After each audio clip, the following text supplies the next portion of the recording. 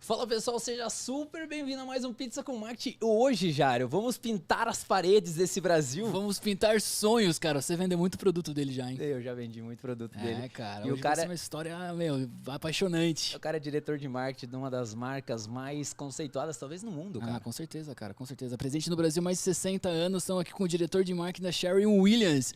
Piva, prazerzaço estar com você aqui, cara. Sensacional, meu. Prazer é meu, né? Prazer é meu pra estar aqui batendo esse papo com vocês. O que eu mais gosto é falar de tinta. Minha vida foi tintas, então tô aí. Cara, eu tô muito curioso pra bater um papo com você, cara. Porque é um mercado, tipo, cara, que a gente, né, pô, como que é? Tem várias marcas na cabeça, vai ser interessantíssimo. Não, e assim, tem toda uma história, né? Eu acho que a história por trás aí, conversar com você, acho que você vai poder enriquecer a gente, contar essas histórias não só da trajetória, mas do marketing, das coisas que foram feitas, né? Eu acho que ele tem muita história, né? E tem cabelo branco, né, Jair? Com todo respeito, Piva, muita história aí, né? Eu já tô criando os meus brancos também, Piva. Tamo junto aí, meu. Faz algum tempo já que eu tô de cabelo branco, né?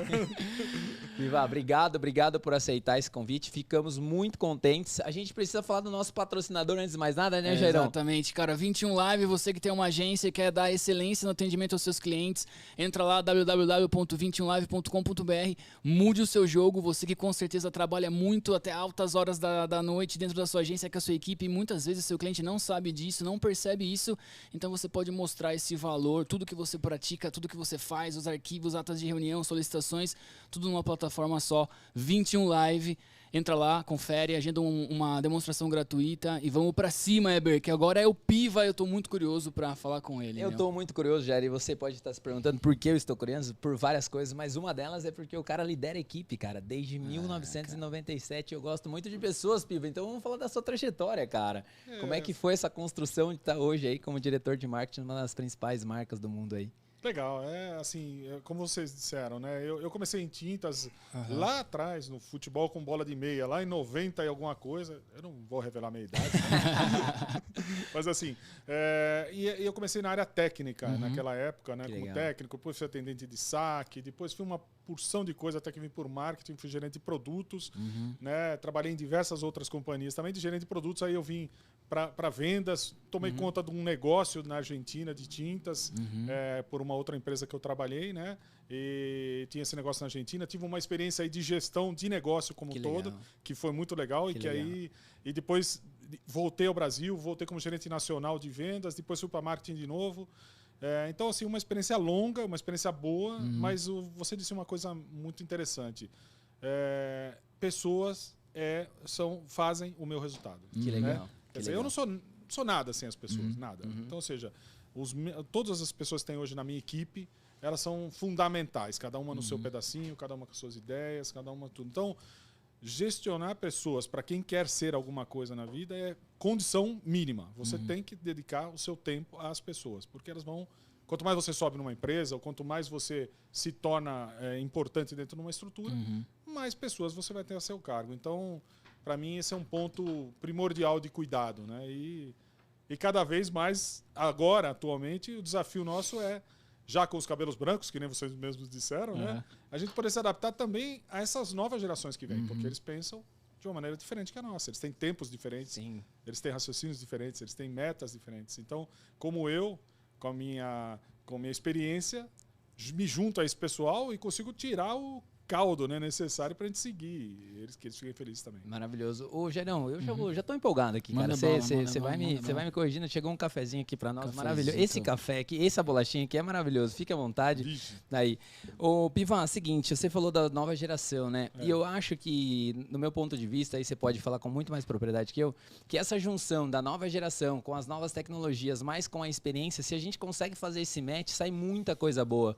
Eu acho que talvez é esse exercício, né, que a gente precisa fazer, porque a moçada nova tá vindo num ritmo e aí você tem a experiência no outro lado, então não dá pra ou eu tenho isso ou eu tenho aquilo. Eu acho que o mundo ele tá precisando dessa junção. Não sei se faz sentido essa colocação minha aí. Ele precisa da junção, é essencial. E eu acho que líderes, eles têm que ser resilientes a tudo. Então, ou seja, o cara não pode ser um líder se ele não se atualizar. Então, mais que eu trabalhe com tintas desde 1991, eu tenho que ser o Piva das tintas de 2022. Sensacional. Eu não posso ser o cara de 91. Os preconceitos, eles têm que ser analisados e deixados de lado. Eles têm que... Então, essa contribuição... E para mim é muito cômodo isso como líder. Porque, ou seja, eles me trazem uma experiência com digital, eles me trazem uma experiência com todas essas novas linguagens que a gente tem aí, né? AI, realidade aumentada, realidade virtual, metaverso agora, que a gente está falando. Sim. Eles me alimentam com tudo isso. Então, eles me facilitam demais a vida. Sim. Então, assim, fora as ideias que eles podem me trazer de ver o negócio de outra maneira, que não tem preconceitos, né? Eles me trazem um alimento que eu preciso para seguir liderando, para seguir aprendendo, porque acho que essa é a principal função do líder, aprender. Eu acho que é um eterno aprendizado, né? Tipo, então, a vida ela é sobre isso aí, né, Jairo? Cara, com certeza. O Piva, quais são esses desafios, assim, igual você falou assim, NFT, metaverso, dentro da estrutura de uma Sherwin-Williams, assim, você consegue absorver essas ideias? Como é que funciona isso, cara? É um desafio, porque assim, a Sherwin-Williams é a maior empresa de tintas do mundo, né? Então, aqui a gente tem uma estrutura muito grande. A gente tem gente para fazer qualquer pedacinho, né? Principalmente lá nos Estados Unidos, né? Uma estrutura grande, uma estrutura dedicada, muita gente trabalhando em todas as frentes, etc. e tal.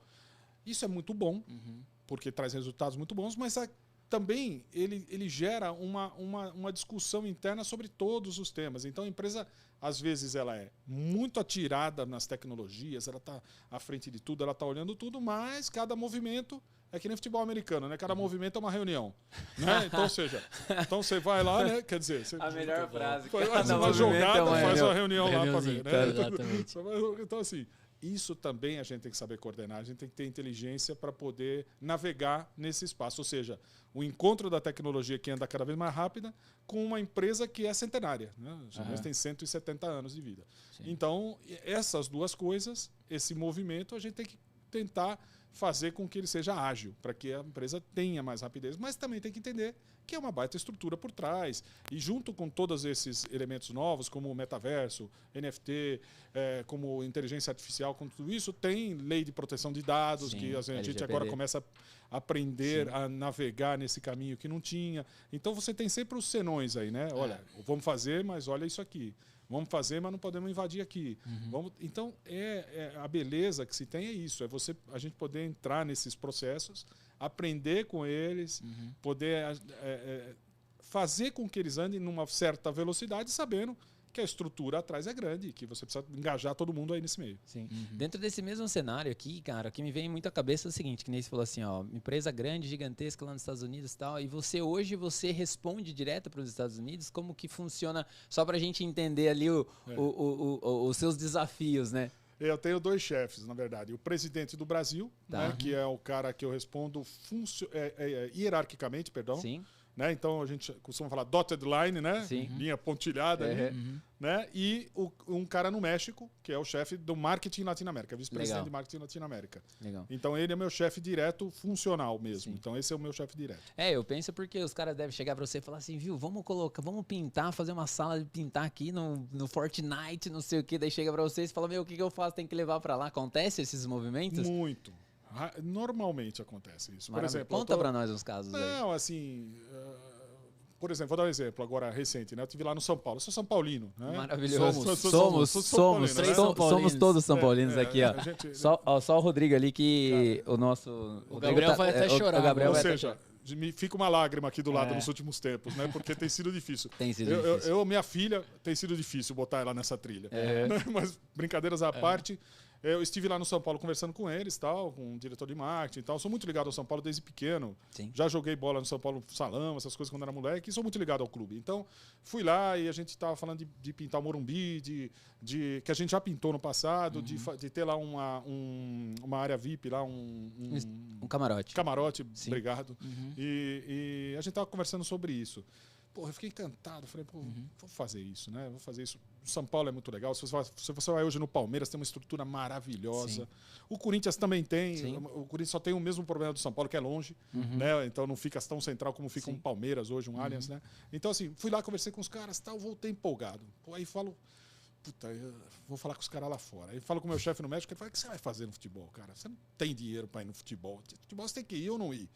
E não sei o quê. Então, não, peraí, mas a gente vai fazer isso. Aí tem uma ação de relacionamento. Sim. Então você tem várias idas e vindas, né? Porque eles entendem, eles têm uma visão, a visão americana, normalmente, Sim, né? porque é totalmente Né? diferente, né, cara? Pra você que não lida com empresa, cara, você lidar com os gringos, explicar o Brasil é muito difícil. Explicar que o título de eleitor serve pra você votar, mas você não precisa do título de eleitor pra votar é muito difícil, né? Já parou pra pensar? Imagina. Você chega pro gringo e fala, não, você tem um documento, mas não vota. Essa explicação sua é Pois maravilhosa. é, e assim, aí aí eu vou lá e falo com eles. E outra, nos Estados Unidos, a Sherwin tem um modelo de negócio diferente do Brasil. Lá nós temos nossas próprias lojas.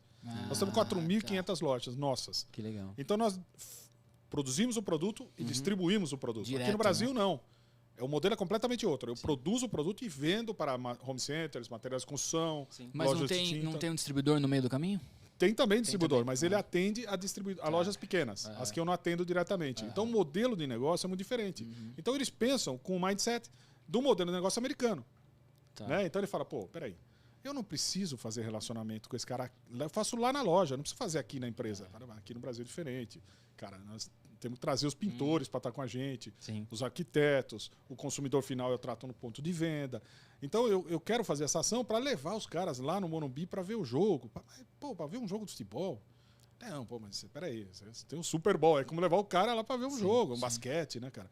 Então tem essa conversa, tem essa diferença, a gente vai lidando com isso. Sim, claro. Né? Às vezes custa mais, às vezes custa menos, às vezes eles se encantam com as ideias que a gente dá, porque o latino-americano tem muito disso, né? De ser criativo, de trazer um montão de coisas novas.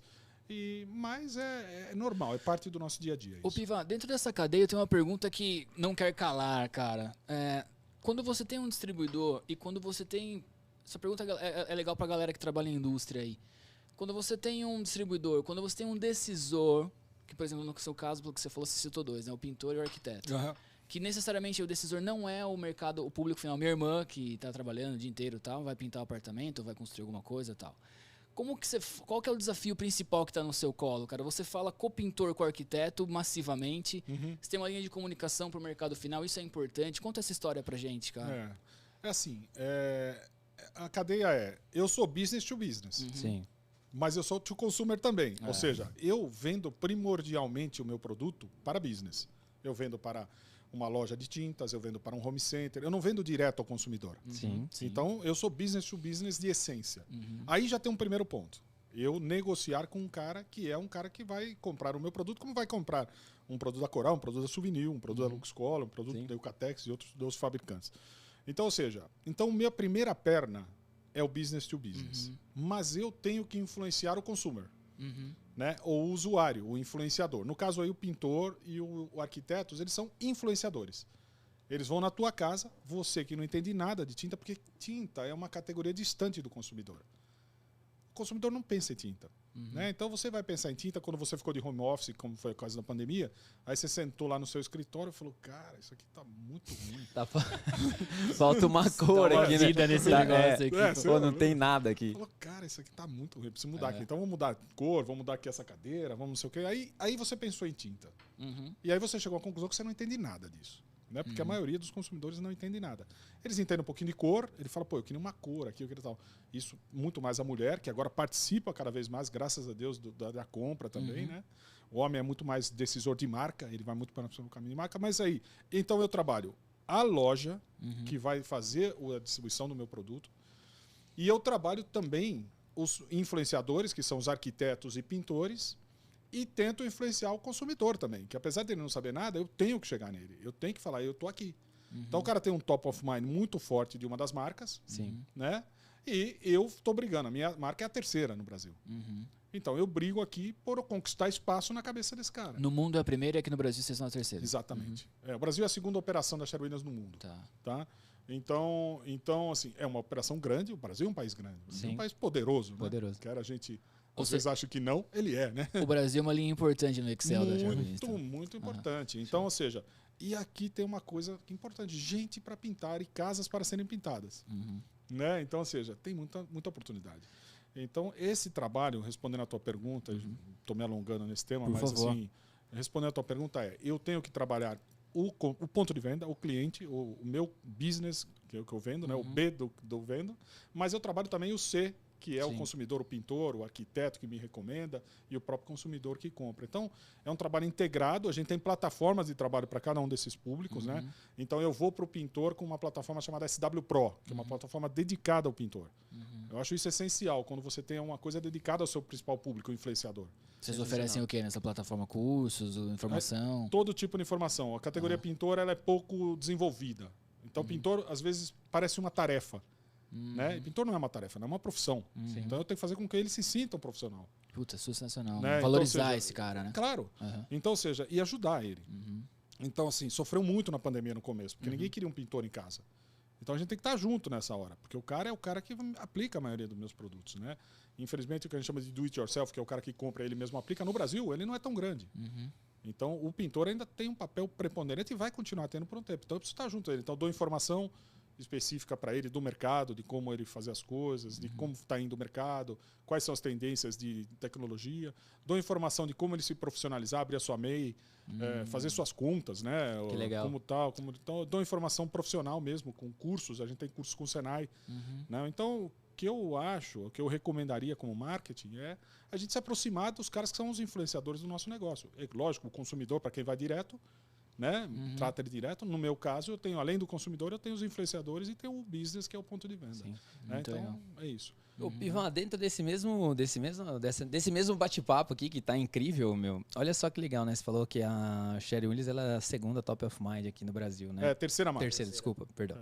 E aí, olha só, terceira marca, top of mind.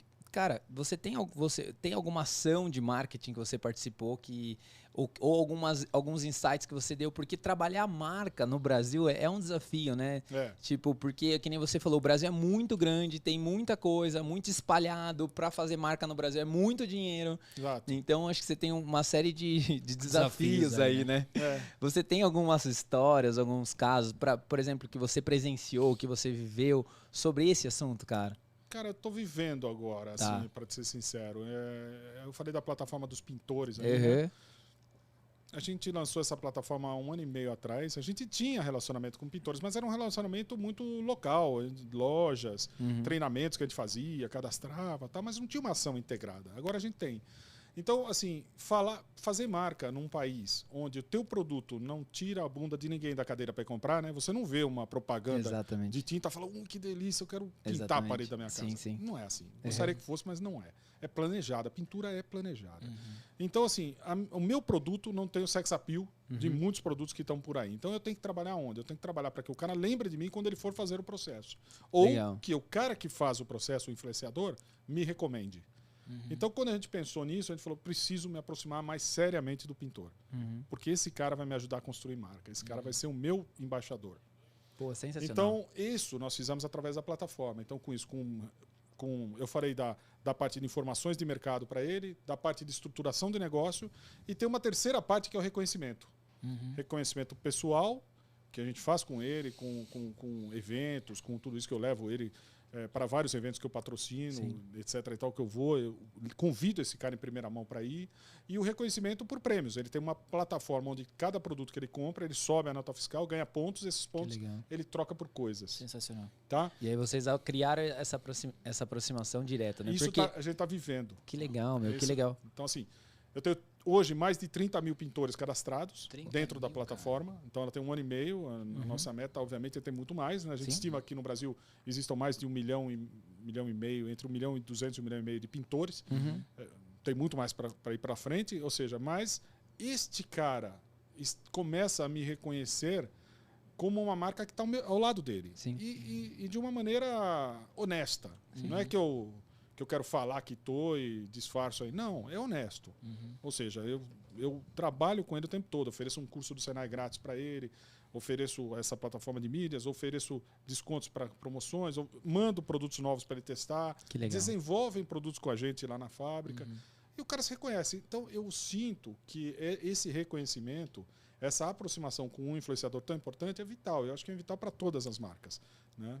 E só rapidinho, Weber, dentro dessa pergunta, você sentiu uma dificuldade com o acesso à tecnologia desse público? Totalmente. Como que você conseguiu contornar isso? Eu aprendi, na verdade. Né? Eu não sabia. Né? Assim, o meu mundo é um pouco diferente, né? Então eu tive que me colocar no mundo deles. Assim, por exemplo, então, primeira coisa que a gente aprendeu, né? Eu lancei a plataforma e ela está na internet. Eu tenho um site. Né? Então, ou seja, ela via site.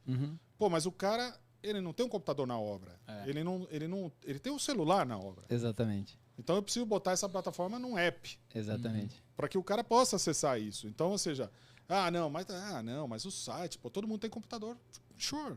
Claro, todo mundo tem um computador, mas o cara não vai pegar, ele vai chegar em casa cansado da obra, 7h30 da noite, ele vai entrar lá na plataforma e ficar navegando. Cara, é difícil.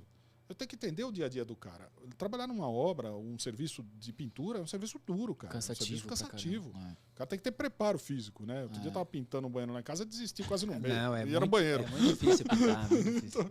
Então, assim, é duro. É duro. Então, assim, a gente tem que mesmo. respeitar esse dia a dia do cara, entender como ele funciona. Então eu paro na hora do almoço para escutar os programas de rádio. Então agora eu tô com uma propaganda de uma rádio de futebol, num programa de meio-dia no futebol. Legal. Né? Então eu tento abordar ele quando ele está disposto a me ouvir. Isso aqui. Não adianta eu tentar inventar coisa. Então está sendo um aprendizado. A gente não. Eu sempre falo para minha equipe: não julgue que você sabe tudo, porque você não sabe, você não vive a realidade das pessoas, né? A gente tem que tentar se pôr no lado deles, mas a gente não sabe, tem que aprender com ele. Tem que trazer. Quando esse cara se sentir acolhido, ele também vai falar o que ele sente para mim. Essa é a minha ferramenta de trabalho. Se eu abrir um canal de comunicação, que é o que eu estou sentindo agora, eu já recebo WhatsApps de pintores. Que legal. Que falam, manda uma foto, ó, resgatei isso, ó, pintei essa casa. A gente está fazendo tem uma campanha no site, isso, poste as suas fotos e tal. A gente está trabalhando num programa de reconhecimento para pintores também, de trabalho, de mostrar o seu trabalho também, para ele ter um portfólio. Online, para ele mostrar coisa muito. Parece básico isso, mas eles às vezes não têm, cara. Sim. E o cara faz coisa maravilhosa e não consegue mostrar. E o pintor, ele também tem um lance que é muito por indicação, né? É um processo, por exemplo, vai colocar alguém na sua casa, tem uma série de coisas, né? Isso. Então também, vocês também dão todas essas ferramentas para que o cara também possa se promover e não necessariamente viver só de indicação, né? Claro. E é o currículo. É o currículo, exatamente. É o currículo dele, ele se apresenta por aí, né? Sim. Então, assim, outro dia eu tava brincando com um cara e assim, a gente vai nos Estados Unidos, o pintor vem, cara. Eu fui numa obra nos Estados Unidos com um vendedor nosso. Cara, chegou o pintor, o cara tinha uma van. Cara, eu gosto de fazer coisas, tenho ferramentas na casa, aquela coisa toda. A hora que o cara abriu a van, eu queria comprar a van. Sensacional. Tinha todas as coisinhas, tudo assim, uns armarinhos, com as coisas tudo colocadas ali e tal, os rolos, pincéis, as ferramentas, tudo organizado. Aí o que foi, uma vez eu contratei um cara para lá em casa, o cara tinha uma enxada, tinha um cortador de grama. Eu falei, mas você faz o que no final? Você pinta? Ele falou, não, pinto. Mas e o cortador aí? Não, é que às vezes eu corto grama. Cara, não faz isso. Sim. Se é uma coisa, vá nisso. Pô. É aqui o seu negócio? Vá nisso. Aí a gente brincou tal, aí cadastramos, ele se treinou. Ele falou, cara, é isso, tem que ter legal. foco mesmo. Maravilhoso. O Piva, Gerão, dentro disso, eu tenho uma pergunta aqui que é uma pergunta curiosa. Porque assim, para mim, se eu estiver enganado, por favor, pode me cortar. Mas a tinta, ela é que nem time. É tipo assim, eu sou Cher Williams, não vem falar mal da Cher Williams. Eu sou Souvenir, não vem falar mal da Souvenir. Tipo, isso realmente acontece ou não? Ou assim, hoje tá um pouco mais, porque parece que a tinta, né? Eu tenho uma experiência em uma loja de materiais de construção, mas era muito novo. Fiquei 8 anos numa loja de materiais de construção. E parecia que o cara chegava lá e ele falava assim, cara, eu quero Souvenir e tipo, pode descer Deus, não tem outra. Eu quero Cher Williams, não tem outra. Eu quero Lux Color, não tem outra. É isso mesmo? É que nem time mesmo? Foi mais assim. Então não estou tão errado. Quando você tem uma marca muito top of mind, que é uma marca que tem uma força muito grande no mercado, isso é latente. Não tem como você falar que não, isso não é assim e tal. É assim, sim. O cara entra na loja pensando, por que eu te digo foi assim? Veja bem, a marca mais famosa do Brasil, ela tem acima de 90% de brand awareness, que não é top of mind, né? Sim. Top of mind é quando eu te pergunto, que marca de café? Café Pilão. Sim. Você lembra de outra? Lembro do Café Pelé. Pronto. Brand awareness. Né? Top of mind. A primeira dita, sem estímulo. Segunda, brand awareness. Então, a marca mais famosa do Brasil tem 90 e tantos % de brand awareness. Né? Então, ou seja, só que ela tem 20 e poucos % de market share. Então, você perde entre o brand awareness e o market share, você perde 60%. Sim. Por que isso ocorre? Porque o ponto de venda te influencia a comprar outra marca, ou alguém te influencia a comprar outra marca. Então, por isso que eu te disse, já foi muito mais forte, já teve um gap entre o brand awareness e o market share, já foi menor, hoje ele aumentou, isso significa, isso me transmite a mensagem de que as pessoas estão escolhendo diferente. Elas estão mais abertas. Tá vendo esse movimento, né? Isso. Outra coisa, a segmentação de mercado, você lançar um produto que protege de bactérias, você lançar um produto, um esmalte que é à base de água, você não precisa pôr solvente mais, ecologicamente correto, e você lançar um produto que faz efeitos especiais na parede, essas coisas, isso também começa a te diferenciar e começa a te posicionar como uma alternativa. Você fala, peraí, esse efeito aí, que marca que é? Esse efeito é da Sherwin Williams, efeitos especiais. Que legal. Pô, que legal, cara. Poxa, então vamos ver, vamos experimentar. Então eu vejo que as pessoas estão mais abertas a experimentar. Eu vejo que e isso é função também da juventude também. Sim. As pessoas cada vez mais jovens estão tendo suas casas, estão pintando paredes. E não é só comprando casa, não. Às vezes vai morar sozinho. Sim. Tal, e pinta um quarto, pinta um espaço, cria um espaço, um escritório.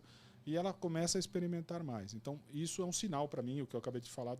Sensacional, uma bela explicação. Total. Sensacional. Piva, eu adoro fazer essa pergunta para C-levels e diretores aí. Como é que é o seu dia, cara, lá na Sherwin Williams? Você chega, o que você olha, que números que você olha? Você tem essa plataforma aí que te dá muita informação, né? Acesso, quanto tempo o cara fica lá. Mas o que você vê, cara, de mercado? Como é que é o seu dia? Chega lá, toma um cafezinho, troca ideia com a equipe, conta pra gente um pouquinho aí. A Sherwin Williams é uma empresa muito voltada a vendas. Ela é números. Estados Unidos, né? Só venda. Números e etc. Então, eu chego no meu escritório, a primeira coisa que eu olho é o flash dos números como estão. É um dashboard. O Jair, ele só olha os dashboards, só número aqui, ó. Cara, a gente usa MicroStrategy, que é uma planilha infernal de números. Os primeiros dias eu fiquei tentando me localizar ali. Eu falei, eu ficava até com vergonha de perguntar para você. Esse cara é burro, né? Você tinha tanto número. Eu falava, que vendeu, onde vendeu, a quem vendeu, tal, e toda aquela informação. A gente pega, agora já fica espertão, já olha aquelas que vão, realmente o chefe vai vir perguntar para você, né? Primeiro, né? Então você já olha aquelas que são mais importantes e depois eu começo a analisar um pouco o que são os insights. O que está acontecendo, né? Olha, aqui vendeu mais para o canal Home Centers. Está indo melhor que o canal Revenda. Ou o canal de venda a construtoras está melhor do que os outros dois canais. Por que isso? O que está acontecendo? Tem algum insight por trás disso? Teve algum evento especial? Teve alguma coisa? E aí a gente começa a analisar. E aí você vai puxando um monte de informações. Eu entro nas minhas redes sociais. Vejo como está a movimentação nas páginas. Vejo como está as análises. Quais comentários a gente tem. Dou uma olhada no como está isso. Porque hoje é vital você cuidar desse tipo de coisa, né? Sim. Você tem... Desde lovers até haters, você tem aí um montão de gente nesse meio. Dou uma olhada nesses aspectos da marca, porque o meu papel é ser o guardião da marca. Exatamente. Eu preciso ser o cara que cuida da marca. Desde lovers a haters. Desde lovers a haters. E todos são iguais para mim, né? Eu tenho que lidar com os lovers da mesma maneira que eu lido com os haters. Porque aí tem dos dois lados coisa para aprender. Né? Então, ou seja, eu navego na minha manhã entre as metas que eu tenho que entregar, o que é que eu tenho que fazer mesmo, que geralmente eu consigo fazer um quarto daquilo durante o dia, né, do que eu pensei para fazer, né? Porque aí o seu dia começa a andar e aí entro nos números, entro nas minhas redes, olho, vejo como está o mercado, dou uma olhada geral aí, dou uma olhada nas notícias que estão me saindo ali para ver se isso tem alguma influência. Por exemplo, esse conflito Rússia-Crimeia para nós é nocivo porque a gente compra produtos da Crimeia, né? Então, ou seja, a gente está de olho nisso o tempo todo. É um grande fornecedor nosso, vem coisas de lá para nós. Então, a gente está de olho nisso, preocupado com esse tema. Não só pelo mundo, né? Não só pelos produtos, mas pelo mundo, né? Pelo que vai acontecer com o mundo. Isso vem primeiro. O Putin até, né? apertou o botão hoje, parece, não apertou? Ai, Deus, eu não sei. Eu não vi essa notícia agora. Não sei se era uma fake, mas no Twitter estava rolando alguma coisa. À noite, ele tinha feito alguns intentos, né? Eles lançaram algumas bombas para ver qual é que era, né? Pelo que eu entendi. E do lado de cá respondeu algumas coisas, mas nada tão contundente. Mas tá por aí. Tá por aí. É só provocação, né? Fato, é que nem quando ele tá no futebol, você dá aquelas peitadas, uma peitada, né? Se não vier deixar disso, briga. Né? Então, e o deixa disso já veio e não funcionou, né? Então, o que acontece? Então, eu vejo, eu tento interagir com essas variáveis hoje, né? Então, eu tenho hoje vendas, tenho a minha marca nas redes e eu tenho os conflitos externos que podem me afetar. Eu fico prestando atenção inicialmente nessas coisas. Depois eu tenho uma série de coisas. Aí você tem uma reunião, você tem uma coisa, começo a me preparar para isso, mas é um dia a dia que, graças a Deus, eu não tenho a menor ideia do que pode acontecer. Pode entrar um cara na minha sala... E Vai falar, mudar olha, completamente o dia, né? preciso vender aqui, me ajuda e tal. Pode entrar outro e falar, cara, ficou muito legal aquela ação, gostei muito, quero ir de novo. E pode entrar outro com uma proposta. E assim, Então, é muito legal. É muito dinâmico, né? E esse dinamismo ele é muito bacana. Eu tenho 50 mil perguntas aqui, Piva. Você vai ter que aguentar a gente aí, cara, que eu vou. Tranquilo, Tá muito bom. Mas eu queria fazer uma pergunta para você. Dentro da questão do mundo externo que você olha aí, uma das coisas que a gente mais preocupa, a gente começou a abrir esse podcast falando sobre a questão do ser humano, né? É importante, são por eles que a gente faz. E a pandemia, ela trouxe um movimento muito grande de mudança de comportamento. Então, antigamente, o pessoal estava muito para apartamento, muita gente voltou para casa. Essa movimentação aí, isso impactou, no meu ponto de vista, sem olhar números, sem ver as planilhas mágicas, mas eu acredito que deve ter um impacto econômico para parte de tintas gigantesco ou não? Como que foi esse movimento em termos de venda? Aumentou o consumo mesmo? Muita gente fazendo em casa? Como que você enxerga esse movimento? Foi bom. Foi bom? Foi bom. Foi bom. Tá? Foi bom. A gente teve um ano de 2020 muito bom. Muito bom. Deu um gelinho da barriga em março, né? Em março deu, provavelmente. Cara, foi uma adaptação. Foi difícil. Foi difícil. O dia 17 de março, especificamente falando sim. pra você, essa data foi. Essa tá marcada. Talvez eu nunca vai esquecer na minha vida. Porque foi um momento que a gente sentou e falou, cara, é grave. É mais grave do que a gente estava esperando. E agora a gente vai ter que tomar uma decisão. E a nossa decisão foi proteger as pessoas. Então, o que a gente vai ter que fazer para proteger as pessoas? Esse é o primeiro aspecto que a gente vai discutir aqui. Então, a gente tem algumas lojas próprias no Brasil também. Né? Nossas lojas vão fechar, vamos proteger os caras, vamos ver com o nosso cliente, o que vai acontecer com o nosso cliente. Os caras têm... como eles vão se adaptar a entregar produto na calçada para os clientes, o que a gente pode ajudar aqui, o que a gente está aprendendo, o que a gente faz nos Estados Unidos agora, que a gente está fazendo, que a gente pode trazer para cá. E começamos a importar a iniciativa dos Estados Unidos para cá, porque lá a gente tem uma capilaridade muito grande, uma maneira de atuar muito grande. Então esse foi o primeiro ponto, o primeiro aspecto. Passado tudo isso, a gente organizou, protegeu as pessoas, botou todo mundo em casa, e tinha aquele negócio que a grande maioria tem notebook, mas tem aqueles que tem desktop, negócio, nossa, coisas que eu nunca pensei. Exatamente. Né? Aí o cara não tinha cadeira, não então tinha leva cadeira, cadeira. Exatamente, não tinha cadeira. Porra, leva a cadeira lá pro cara. E aquela cadeira que você tirar ela da planta, era um inferno, que tinha nota fiscal, ativo fixo, aquela coisa toda. Você tem que tirar da noite, leva a cadeira pro cara. E o cara lá do portão vai me embarrar. Deixa ele, falo com ele. Deixa com ele que eu falo com ele. Que legal. Anota as placas, e fizemos tudo. E aí nós tivemos uma agilidade que eu jamais imaginei. Eu nunca achei. Eu falei, cara. E aí a gente foi realmente. Esse aprendizado foi fantástico. Nós conseguimos. Tivemos problemas com pessoas, gente internada, a companhia foi em cima, tudo isso, mas passou. Passado isso, 2 meses e poucos, a gente já tinha se adaptado a esse cenário.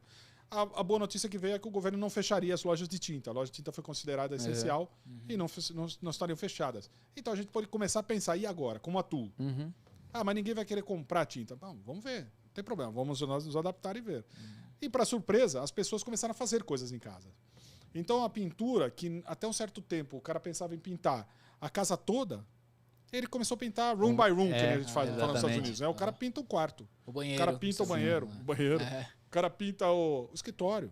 Né? O cara foi lá na cozinha, trabalhava na cozinha, olhou aquilo, a mulher já estava buzinando na orelha dele, vamos pintar então, tá bom essa parede. E aí ele começou a pintar. E a gente tem uma outra linha de produtos, que essa realmente foi sensacional, que é o Colorgin, que são os sprays. A Charuinas é dona da marca Colorgin. Essa bombou, porque essa daí o cara olhava, pegava um copo, ele falava, cara, isso aqui dá pra eu renovar isso aqui pintando, né? Pegava aquele abajur eu pintei os spots lá de casa, lá. Pois os spots, tinha um pretinho fosco pra ficar bonito lá. Pois é, exatamente isso. Então, assim, e é isso, o cara olhava ali, eu tenho um carro, um Jeep, né? Eu tenho um Jeep. Eu mesmo que ficava em casa lá, falava, vou pintar o para-choque, assim, tá uma porcaria, pinta o para-choque, você comprou um spray. Então, os caras foram fazendo coisa. Então, aquele abajur velho, o móvel que estava velho, vou pôr uma cor e tal. E aí bombou. Então esse aspecto foi muito legal. Foi muito interessante isso, cara. Então foi positivo. 2021 seguiu por esse caminho, um pouco mais livre, porque aí eu já chamei o pintor, já admiti que ele fosse lá em casa. E aí foi um outro aspecto importante, cuidar do cliente e do pintor. Porque o cliente tinha uma tinta que a duplicata não mudou o vencimento pela Covid, né? Então a gente tinha que chegar no cara e falar, escuta, amigo, como é que tá indo? O que eu preciso te ajudar aí? Precisa de ajuda? Não precisa de ajuda financeira? Como está aí? O pintor, idem.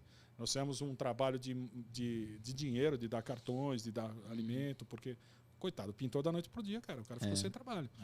Então, foi muito bom. Os 2 anos foram muito bons, 20 e 21. O nível da pintura, as pessoas sim ficaram mais em casa, pintaram espaços menores.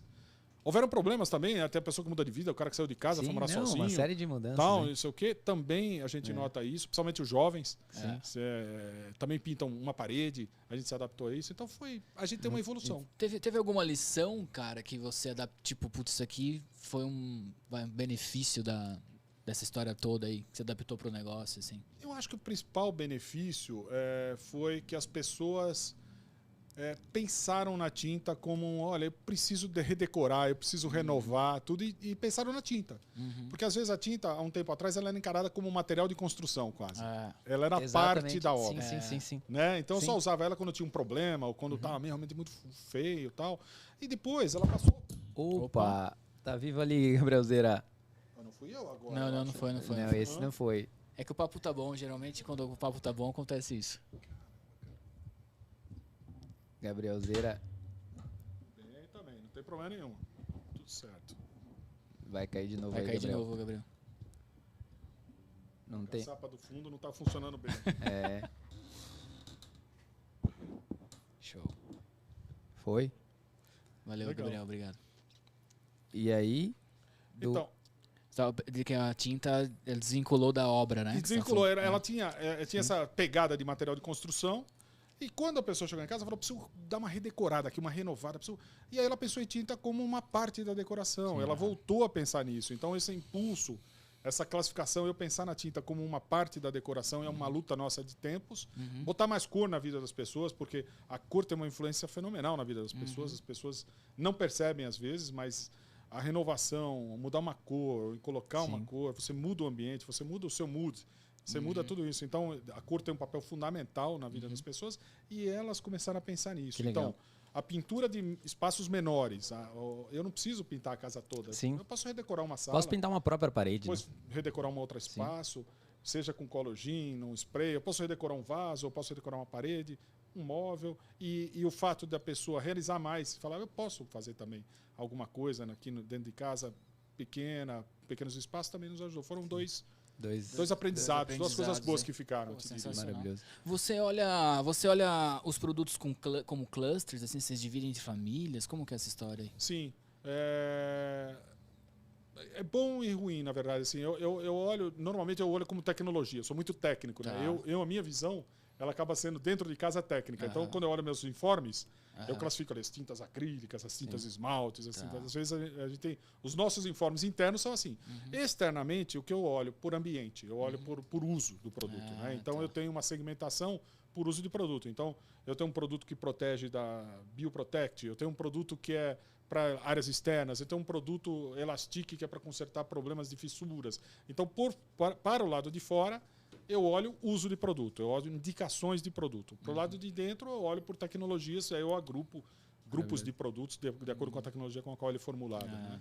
Maravilhoso. São duas visões. Show. Ô, Pivan, dentro dessa, até do assunto anterior, antes do que você olha aí, mas assim, geralmente as pessoas elas têm algumas coisas, algumas correlações que ela faz. Tipo, por exemplo, esse aqui café para mim é vida, né? Tipo, o que você entende hoje que a tinta é para o consumidor? Ele é o quê, né? Porque a tinta, ela que nem estava explicando, né? Ela tem um papel muito fundamental dentro, um ambiente muito... A cor do ambiente, o que a tinta é? Você tem alguma... Tipo, tinta é amor, tinta é... Você tem alguma coisa disso que chegou para você ou não? Só por efeito de curiosidade, que às vezes vem alguns insights até mesmo do próprio cliente, né? Tinta, para mim, é renovação. Renovação, cara. Tinta, para mim, é renovação. É renovação do... Que legal, mano. Vamos fazer uma campanha, Piva. Tinta e renovação é muito bom isso. Vamos fazer uma campanha. É isso mesmo. Eu acho que esse é o nosso papel. O nosso papel como fabricante de tintas é falar isso. O que eu posso te proporcionar? Ou seja, eu renovo por quê? Por que eu me renovo? Né? Por que eu me renovo? Eu, às vezes, mudei de casa. É uma renovação. É um rito. É um rito de passagem. Um término de relacionamento é uma renovação. Totalmente. Exatamente. Totalmente traumática. Mas você pode também casar. Né? Maravilhoso. Que é uma renovação legal também. Exatamente. Pode ter um filho, que é aí maravilhosa, é outra esfera. Tudo é uma renovação. Então, acho que tinta, na minha concepção, ela é renovação. Ela marca um início de alguma coisa. Eu vou iniciar, vou ter uma nova vida, filho. Eu vou ter tal. Então, acho que o nosso papel ele vai um pouco por aí. Eu penso na tinta com esse papel. Sim. De a gente... É o nosso desafio falar exatamente para o mercado isso, cara. Me inclua dentro disso. Vamos fazer uma campanha nível Brasil. Tinta Renovação, Jairo, é muito bom. Eu juro, é muito bom. É filosófico demais, porque ele cabe com todas as conotações. Espetacular. Muito bom, Piva. Dentro desse cenário, o que você consome, cara, de informação externa? Assim? Um dos pilares que você falou que você olha é o mundo externo. Então, o que você lê? O que você... Livro de cabeceira? Como que você se atualiza?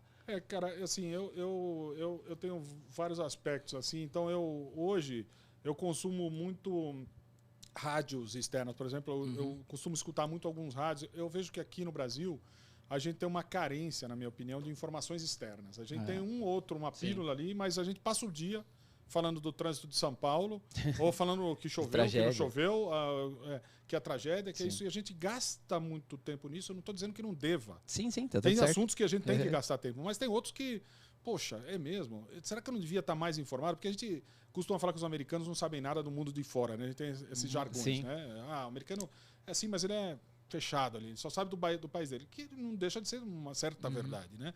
Mas aqui a gente também consome pouca coisa fora. Então eu escuto muitas rádios de fora, eu escuto o BBC, por exemplo, eu escuto a ABC dos Estados Unidos, eu escuto algumas rádios fora, tem muitos podcasts legais, muitos temas legais que a gente pode aprender, seja no âmbito de marketing, seja no âmbito geral.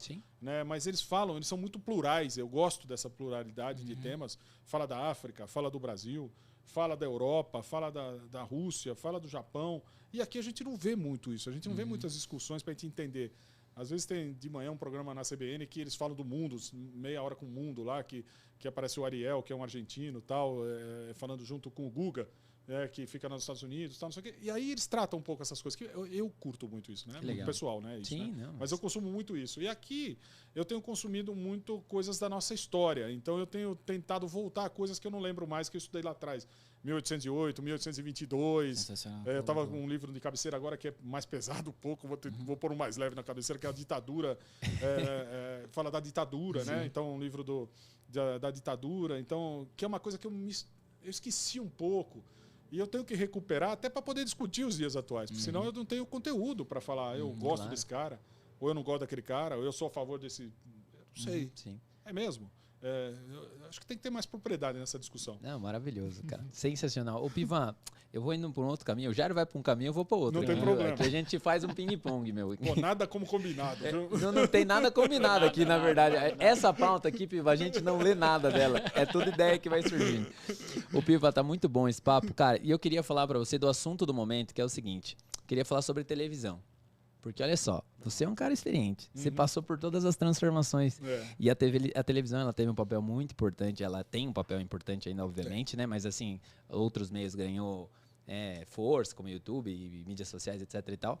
Mas eu queria levantar um pouco da questão, por exemplo, assim, hoje você tem o BBB, que é o Big Brother aí e tal, e você tem grandes marcas fazendo ações, lá McDonald's, etc e tal, entre outros aí.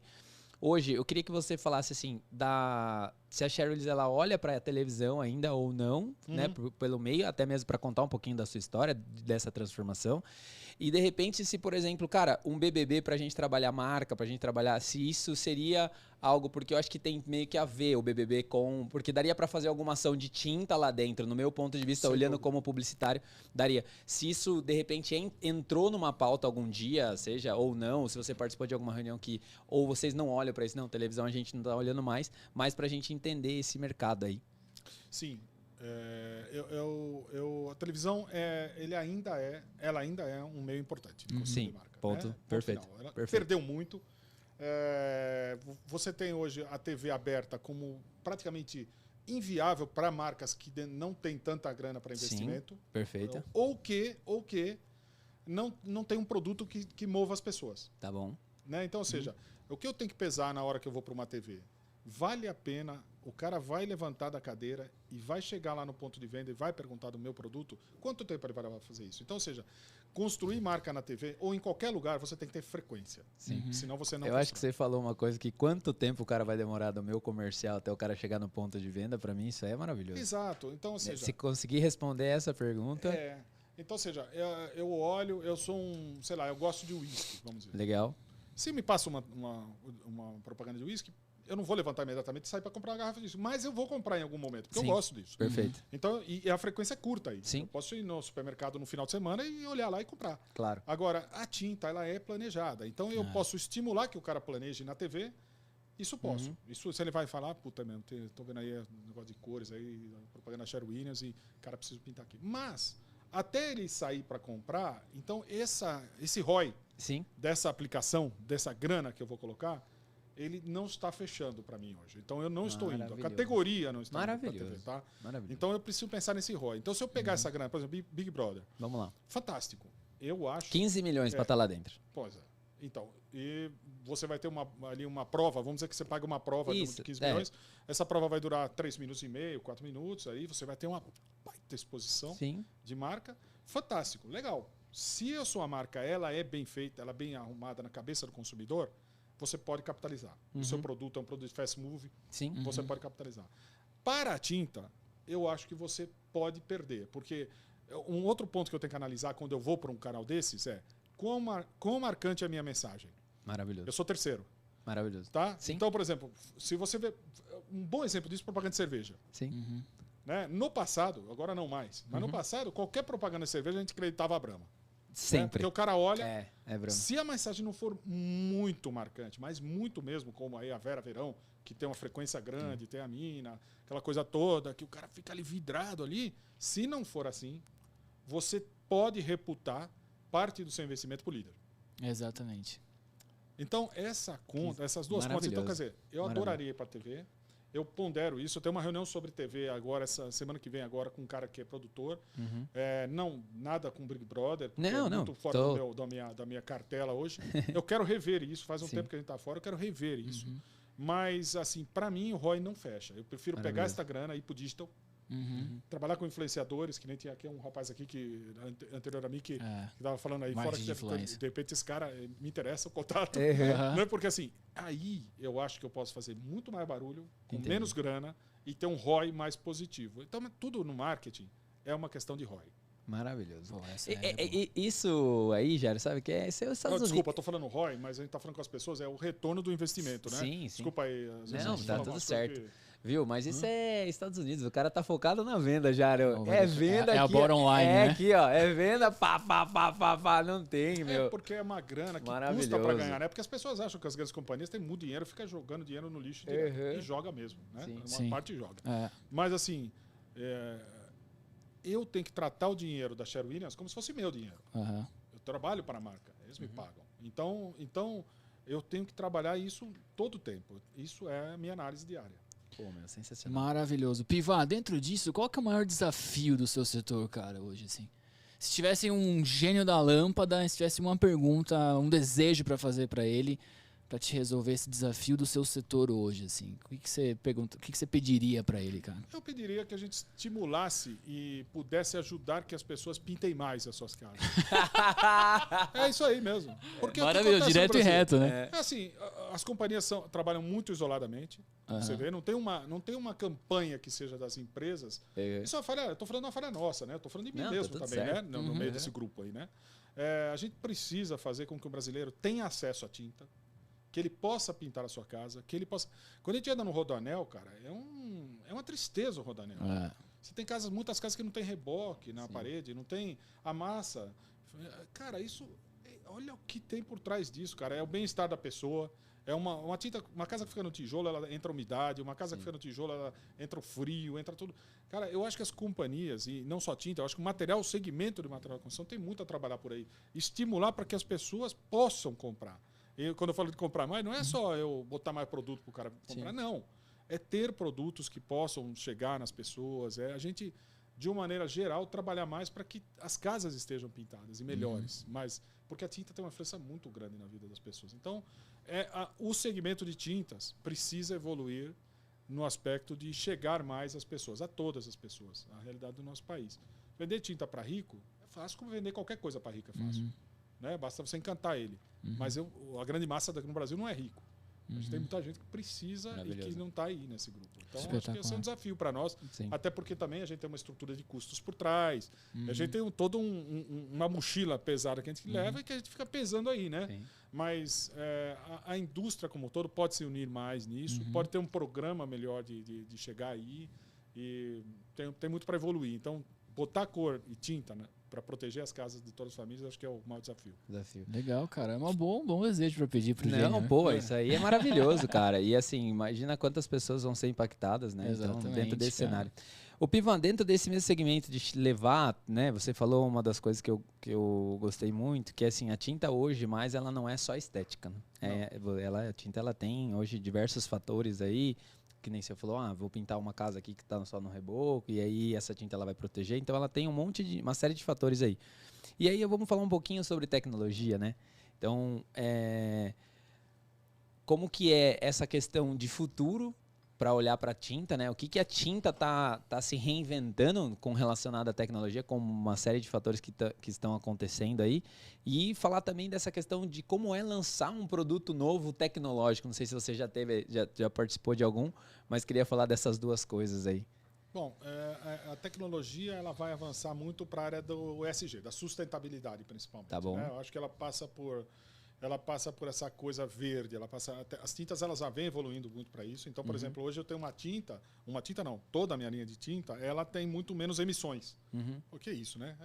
Pintei a parede, tá ali. Primeira coisa que ela vai emitir, água, porque ela vai secar, né? Ela é a base de água, ou o base solvente vai emitir o solvente. Tá bom. Né? Porque ele vai secar. Então, tudo isso que sai do processo, ou depois que eu pintei, tudo isso que sai da tinta, essas emissões que a gente chama, né? Isso tem que ser reduzido o máximo possível. Isso é um processo para o lado de fora, para a pintura, para o consumidor. Internamente, os processos têm que ser cada vez mais limpos, tem que ser cada vez mais limpos de produção. Reuso de água, reaproveitamento de materiais, né? A própria logística reversa da tinta depois de pintar as latas que estão na rua. Tá. Isso tudo é um trabalho que faz parte do futuro. Tá bom. Faz parte do futuro. Isso é a parte que nós vamos ter que fazer, e nós já estamos trabalhando nisso, Legal. com o meio ambiente. Então, tintas que se derramem, se chegar num rio, vai poluir menos, né? Ou não vai poluir, né? Vai se dissipar e não vai poluir. Então, ou se é uma pessoa se contaminar com ela, que não vai ser pesada. Então, isso evoluiu demais a tinta. Ela vai por esse caminho. Então, a gente chama de VOC, essa coisa da emissão dos gases. Isso já diminuiu muito, tá mínimo. Tem o reaproveitamento das águas, toda essa coisa a gente está trabalhando muito. A migração de tintas base solvente para base água está ocorrendo, ainda não da velocidade como a gente deseja, mas a gente está trabalhando fortemente para acelerar isso, porque quanto menos solvente eu pôr na tinta, mais verde ela é. Então a gente lançou, por exemplo, esmalte sintético. Hoje eu tenho esmalte solvente, mas eu tenho base água também. Sim. Então o cara quer pintar uma porta, um portão, que usa esmalte sintético, ele pode optar por um produto base água. Então, assim, a minha disponibilização de produtos que podem solucionar problemas ou evitar problemas é um dos futuros da tinta. Que legal. Tá? Sim. Outro futuro da tinta, para mim, é a gente ter o consumo adequado. Isso passa por onde? Hoje eu vendo uma lata de 18 litros, eu vendo um galão de 3,6, que é aquele galãozinho redondinho, ou um quartinho, que é um litrinho do tamanho dessa xícara. Ou um 3,16. E tem os pequenininhos ainda, né? Nos casos do esmalte tem ainda os menorzinhos. Cara, é isso que o cara precisa comprar? Como são as casas dos nossos compradores? Como é que quer dizer? O cara mora hoje numa casa de 80 metros quadrados, compra uma lata de 18 litros, vai sobrar metade, ele vai enfiar onde aquilo? O que ele faz com aquilo? Eu tenho umas tintas lá em casa. Lá. Todo mundo. Eu também lá no fundo tenho lá jogado lá umas coisas, mas assim, como pode, né? Então o que faz? Então nós precisamos pensar nisso também. De repente tem embalagens mais on demand, mais embalagens com tamanhos diferentes. Eu acho que o futuro vai caminhar por aí. Né? Recicláveis elas já são, a grande maioria delas, porque são de aço, elas já tem. Aí eu preciso recolher mais, as cooperativas já estão trabalhando mais nisso. Então, ou seja, a gente tem que trabalhar. O futuro da tinta passa por tecnologia para ser amigável ao meio ambiente, para mim, e passa por como eu posso encantar mais o consumidor. Como eu posso colocar a cor na casa do consumidor, como eu posso fazer com que a tinta influencie a vida do consumidor. Um efeito especial, uma cor diferente. Como eu posso trazer esse prazer? Porque o momento da pintura tem que ser um momento de prazer. Você está reprogramando a sua casa. Você está ali junto. Você está escolhendo uma cor. Você está, né? Então isso tem que ser exaltado, né, cara? Como você vai escolher um carro, você vai escolher um celular, cara? A gente tem que caminhar por isso, trazer a pessoa a entender, a ter um mindset e falar, pô, que legal, cara. Eu vou colocar uma cor aqui, vai ficar bonita, minha casa vai ficar legal, tudo. Então passa por esse aspecto também de encantar mais o consumidor, de fazer com que ele enxergue mais, ter como a gente tem um app que tem realidade aumentada, o cara pode clicar lá e pôr uma cor pintando, na parede né? ali para ele Vai pôr vendo. a cor na parede. Sim. Eu preciso ajudar ele. Eu preciso ajudar ele a se aproximar da categoria. E pra moçada mais nova aí, né? Que tem um pessoal mais novo aí, não sabe, mas antigamente você tinha que pintar a casa, mas você tinha que ficar um dia fora, né? Por causa da emissão, ou ficava Exatamente algumas isso. horas, né? Então, tipo, pra você que é novinho, antigamente acontecia isso, cara. Acontecia e era forte, né? Era Às vezes muito ficava forte, ficava meio né? tonto. Você ficava ali meio... Até na hora que você estava aplicando, uma época que eu fui técnico de tintas, a gente aplicava muita tinta. E era isso, cara. Sim. Uma vez fui pintar um apartamento na praia, cara, e, meu, não aguentava ficar lá dentro, Não pelo dá. calor, né, tudo aberto, Exatamente. e aquele cheiro. Hoje já não tem mais isso. Hoje você pinta tranquilamente e dorme à noite no mesmo lugar. Exatamente, né? Né? E assim, é muito louco, porque a moçada mais nova não vai saber o que é isso, Não. né? Tipo, Pô, como... graças a Deus.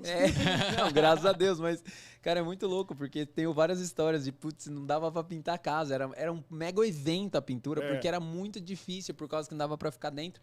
Aí agora você pinta a casa. Era mais rústico, Era né, cara? rústico. Agora tá mais... Você pinta e dorme. Exatamente, você pode dormir ali, você pode. E é muito legal isso, esse contato, essa curtição. Então, como eu falei, a tecnologia vai para o caminho do Sim. verde, vai para o Tá caminho claro. do eco, Aham. e o consumidor tem que ir para o caminho do encantamento. A gente tem que ter Maravilhoso. lojas mais amigáveis, não uma loja cheia de lata, onde o cara fica ali desviando. Né? Mas tudo é um aprendizado, tudo é mesmo. uma evolução. Maravilhoso. Sensacional, cara. Meu, voou, meu. Vamos no divide ou não a pizza aí ou Vamos não? pra cima, Aqui, abre, ô, abre Piva, aqui tem vários quadros, Isso. cara. A gente é tipo o Tata Werneck, cara.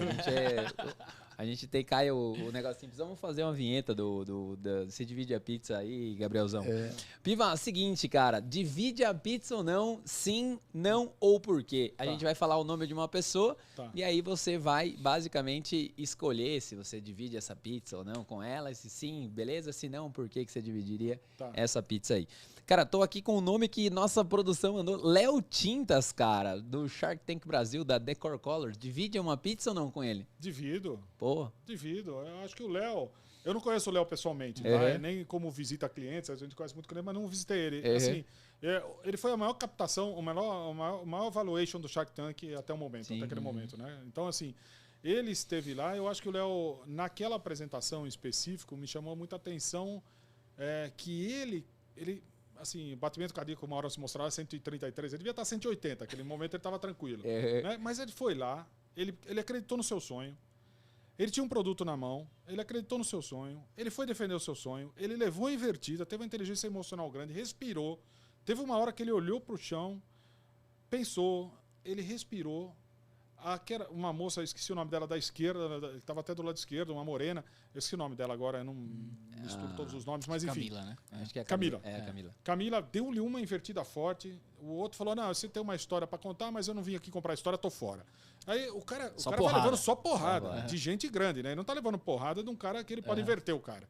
Né? Nem era o lugar para inverter. Exatamente. E ele respirou, ele foi para frente, ele conquistou o que ele queria e mais, né? Porque ele pediu 8 milhões e meio e levou 10, né? E ele agora o que ele tem que fazer? Botar a única coisa que fica como lição para ele, que agora ele deve estar trabalhando nisso, é que ele não tinha o plano de negócio claro na cabeça dele. Tá. Quando alguém perguntou, o que você vai fazer com esses 8 milhões e meio? Conta para mim. Alguém perguntou para ele, ele deu uma respirada, ele deu uma titubeada. Aliás, para mim foi o único erro, se pode dizer que ele cometeu algum erro, porque ele conseguiu o que ele queria. Né? Mas assim, agora ele deve estar trabalhando para o negócio, então eu repartiria a pizza com ele. Maravilhoso. Persistência. Maravilhoso. Piva, você repartiria a pizza com algum gestor de marketing de um concorrente seu? De um concorrente, dividiria. Dividiria. Tomar um vinhozinho, bater um papo, falar sobre big numbers. Não, aí não posso. Né? Aí eu não posso falar sobre números, eu não posso falar sobre nada disso. Mas eu trabalhei na concorrência, então assim, eu mais ou menos conheço a concorrência, né? Mas eu tenho gestores de marketing que eu tinha relacionamento com os dois gestores de marketing, são meus pares, tanto na Coral como na Souvenir, e eu admiro ambos. Um está na Argentina hoje, que é o Fernando, e outra Juliana, que está na África do Sul, como gestora do negócio, saíram recentemente, ambos foram promovidos. Então, assim, admirar uma pessoa, o cara não é meu inimigo, o cara é meu concorrente. Eu tenho que ter o discernimento, eu tenho que ter a capacidade de entender qual é o meu papel quando eu estou falando com eles. Eu estou trocando informações de mercado ou não, ou de empresa jamais. De mercado não gosto de falar disso, mas eu estou trocando. A gente está falando de tecnologia, a gente está falando de futuro, a gente está falando de outros negócios, a gente está falando de práticas de marketing, o que a gente está falando? Então, eu não tenho problema com isso. Não acho que a gente precisa cruzar essa fronteira. Ô, Legal, Piva, legal. um jogador de futebol você que é o São Paulino nato aí, não vale falar o Rogério Ceni que você gostaria de dividir uma pizza, sentar, bater um papo, conversar com ele. Não vale o Rogério Ceni, hein? Cara, o Rogério é um ídolo para o São Paulino, É, né? óbvio. Não para todos eles, Sim. mas ele é um ídolo para o clube Não, ele também, é histórico. O lance do É. Liverpool dele até saiu uma matéria esses dias do maior. Os caras fizeram sobre o maior goleiro da história, sobre o jogo do Liverpool, quanto ele pegou. Então, o Rogério é absurdo. Eu posso me dar o luxo Pode. de fazer uma inversão? Você pode tudo aqui. Não vou falar de um jogador, eu falei de um técnico. Eu gostaria muito. Que legal. Amaria se eu pudesse voltar no tempo e poder conversar com o Tele Santana. Nossa, sensacional. Né? Telezeira. Então, assim, Telezeira. O Tele, pra mim, ele tinha uma persistência, ele tinha uma... Ele era, sei lá, ele era passional, ele ficava ali treinando, ele ficava... ele Repetição, pegava o né? cara, era chato com as pessoas, mas eu adorava isso nele. E eu acho que você liderar e você construir equipe passa também por ser chato. Exatamente. Porque não são só notícias boas, né? Então você não total. ajuda a pessoa só dando tapa nas costas dela. Então o Tele tinha isso no sangue dele. Né? Então me vem na cabeça Tele. Que legal. Legal. Muito bom. E um cara dos seus sonhos, assim, pra comer uma pizza? Um profissional de qualquer área, enfim, que você bateria um papo super legal. Além do Pizza com Marketing. Tem um cara que eu quase contratei ele para um evento. Cheguei a sondar na época, e é um brasileiro que me encantaria conhecer, que é o Alexandre Costa da Cacau Show. Pô, sensacional. Tá, Alexandre, eu vejo a história, eu acompanho a Cacau Show.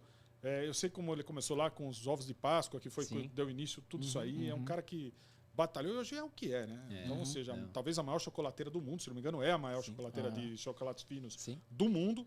E agora ele está planejando, entrando em trufas, aquelas coisas todas. Então, ele, para mim, criou um modelo de chocolateria, criou um modelo de negócio e criou um modelo de varejo.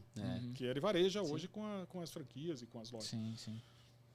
Então ele é um cara que eu gostaria muito de poder conversar um pouco com ele assim, para pegar essa energia. Espetacular. Ô, Piva. Espetacular, Piva. Muito bom. Aqui a gente tá indo pros nossos finalmente. O bate-pau já bateu uma hora aí, a moçada já tá avisando. Mas você acredita que bateu uma hora? Não, O papo voa aqui. Super rápido. A Simone tá aí, ó, anotando tudo lá Simone também. tá assim, só fazendo os bastidores. Piva, é. muito legal esse bate-papo, incrível mesmo. E, cara, eu queria que, antes da gente caminhar para os finalmente, eu queria que entender um pouquinho hoje, de absorver mesmo, de aprender com você sobre a questão da liderança. O que você acha importante hoje de um líder, trabalhando por todas as fases que você trabalhou, aonde você está, na posição, nos desafios, empresa de fora. O que você vê hoje para um líder, para falar para esse povo aqui, ó, pode até falar para essa câmera se você quiser, mas para esse povo, tipo, o que um líder tem que ter, ou uma pessoa que quer ser líder, né? A gente tem um pessoal jovem aí que quer liderar, o que ela tem que ter, ou o que ela tem que buscar, o que ela tem que consumir, o que você daria aí de dicas dentro dessa questão da liderança aí, baseado em toda a sua história aí, que é muito legal te conhecer. Cara, eu penso do seguinte, eu acho que liderar ela passa por vários aspectos. Um deles é você respeitar as diferenças das pessoas, respeitar as velocidades das pessoas, né? Eu falo isso porque a gente tem... Eu trabalho com um dos meus subordinados, é um gênio, um cara genial. E eu, às vezes, dou umas paradas nele. Eu falo, cara, eu não consigo te acompanhar. Tem gente que raciona muito sério, rápido, inteligente e tal, e ele é de outra geração e tal, então é respeitar isso. Eu sempre falo com ele, a gente entender, escutar o outro. Quando você assume uma posição, por exemplo, às vezes você é promovido. Então eu era um gerente, virei um diretor. Qual é a minha tendência? Eu tenho que abandonar algumas mochilas. Então, ou seja, eu tenho que entender quais mochilas o meu cargo eu devo realmente carregar. Sim. Então, eu como gerente, eu tinha um papel, eu como coordenador, eu tinha um papel. Então, eu tenho que pensar um pouco isso. Quando eu salto de um degrau para outro, quais são as mochilas que me chegam e quais as que eu vou largar? Maravilhoso. Então, eu não posso mais sentar e fazer uma planilha de Excel e ficar ali tentando fazer. Sim. Não, eu não posso. Alguém tem que me ajudar nisso e eu tenho que pegar aquelas informações e tomar uma ação em cima dela. Então, eu tenho um tempo para tomar ação. Então, essa mochila de tomar ação tem que estar muito forte. Eu tenho que decidir. Maravilhoso. Não tem outra. Eu não posso mais fazer isso. Eu tenho que... Ainda que minha mão coce, porque eu vim de lá. Mas eu tenho que abandonar. Então, disciplina para você fazer o que é do seu cargo mesmo, o que é teu papel em cada cargo. Senso de dono. Então, eu trabalho na Sherwin-Williams, eu sou responsável pela área de marketing. Esse é meu negócio. Que legal. Isso é meu negócio. Eu levanto pensando nisso e durmo pensando nisso. Porque se eu não pensar assim, eu não vou ser ninguém. Eu não vou progredir se eu não for dono do meu pedaço. Então, tem que ser senso de dono, resiliência, sentar num lugar, por exemplo, sentei numa cadeira nova. Quem senta numa cadeira nova sempre fala, bom, vou abandonar tudo que o cara fez aqui anterior e vou fazer. Peraí, não, deixa eu escutar, deixa eu entender o que está acontecendo, deixa eu ver qual é o racional que tinha por trás disso e começar a pôr o meu toque. Pode ser que eu não concorde com algumas coisas que elas vão parar, mas pode ser que eu tenha outras coisas que eu posso melhorar, tem outras coisas que eu posso turbinar. Né? Então, ou seja, entender, olhar o papel todo, olhar a história que você tem ali. Não vou me fiar na história. Eu vou olhar a história e aprender com ela. Então, assim, para mim, essas características de você saber escutar, entender as diferenças entre as gerações e entre todas as pessoas, entender o contexto que você está vivendo e como ele foi construído, aprender sempre. Né? A gente falava, eu estava vendo uma coisa, a gente estava falando aí de Kotler, de Porter. Porter esteve com a gente lá na Sherwin fazendo um trabalho. Porter tem 74 anos. Kotler tem 90. E o cara parece que nasceu ontem, porque ele é atualizado. O cara fala, o cara tá na coisa, tá isso. Aprender sempre. E humildade. Humildade porque o seu resultado jamais vai depender. Quanto mais você sobe, menos influência você tem no resultado direto lá. Você tem influência na estratégia, você tem influência no futuro, tal. Mas no resultado do dia a dia, a sua influência vai diminuindo, porque você depende da equipe. Maravilhoso. Tá? Então, são alguns dos pontos que eu acho. Uma das melhores visões, Piva, que eu já ouvi já. A gente já ouvi várias. Já fez 80 e esse esse é o 83º, quarto. Não precisa elogiar, vocês já me pagaram um café. Piva, sensacional. Não acabou ainda, Piva, porque você acha que a gente tava aqui lendo a pauta, mas na verdade a gente tava fazendo um negócio aqui. A gente escreveu o seu livro hoje aqui, Piva. Foi legal. Esse é o momento do e-book do convidado.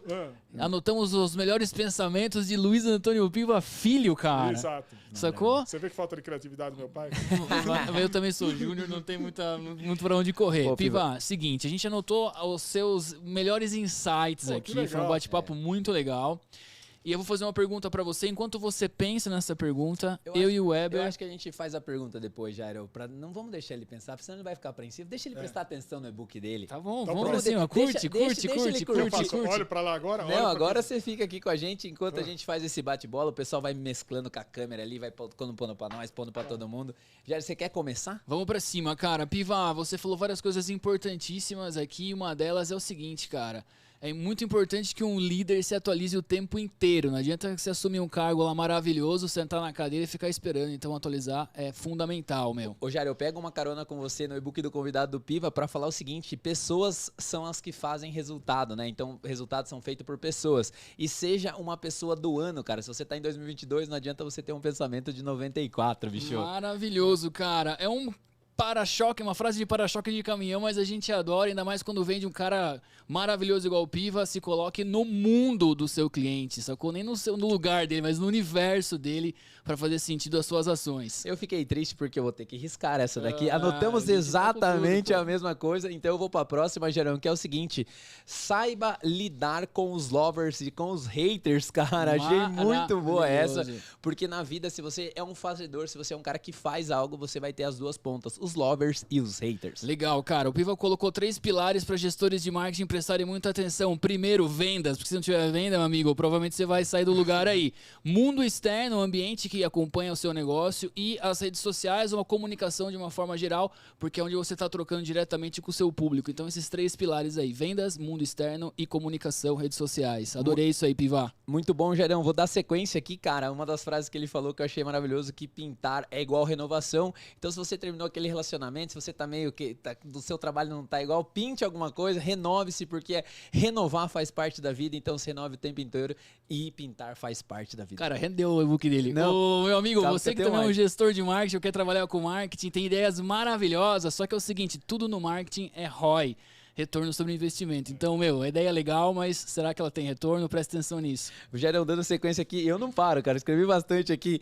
Tem um plano de negócio, cara. Não adianta você ter uma ideia mirabolante, você ter o dinheiro, mas se você não sabe pra onde você vai. Maravilhoso. Eu fecho aqui, cara, com uma frase que eu gosto muito. O Piva falou várias vezes do estagiário, não importa o cargo que você esteja, se você é funcionário, se você está começando a sua carreira, tenha a mentalidade do dono, cara. Toma aquilo lá como se fosse seu.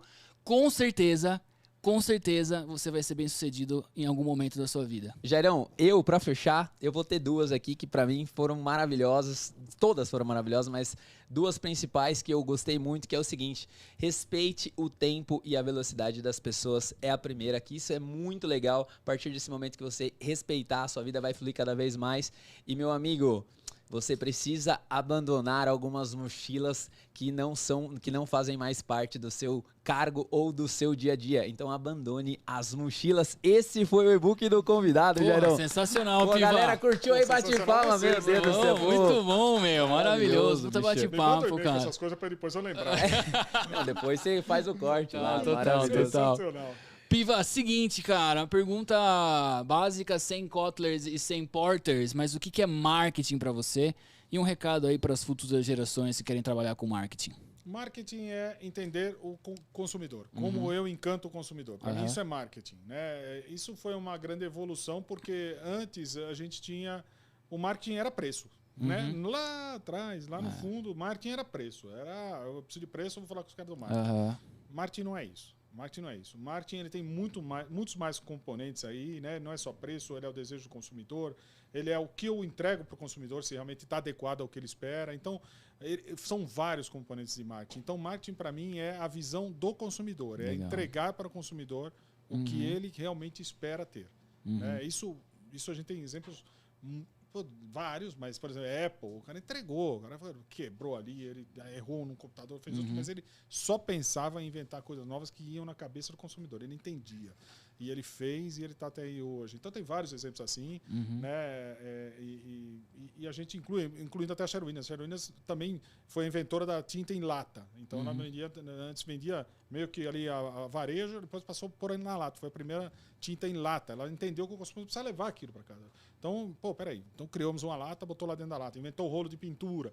Então essas coisas, esse olhar para o consumidor, o que é que eu entrego para ele, para mim isso é marketing. É eu entender o que o consumidor espera. Espetacular, cara. Muito bom. É simples, mas é isso. Não adianta ficar falando muito de teoria, porque no fim do dia eu tenho que pensar dessa maneira. Show. Muito bom. E uma mensagem aí para os futuros marqueteiros do Brasil. Do Brasil. O que você gostaria de falar para a nova geração? Novas gerações aí. Sejam marqueteiros, porque é muito bom fazer marketing, é muito bom influenciar as pessoas, é muito bom você vender as ideias para as pessoas e criar coisas para elas. Que legal. É muito bom, é muito gostoso. Então, assim, sejam marqueteiros, né? Venham para o marketing. Eu não acho que vai acabar essa profissão, né? Eu acho que ela vai mudar de escopo, agora com digital, com tudo isso, mas essa profissão ela vai se renovar cada vez mais. Então, sejam marqueteiros. Como a tinta. Como a tinta, como a vida. Como a vida.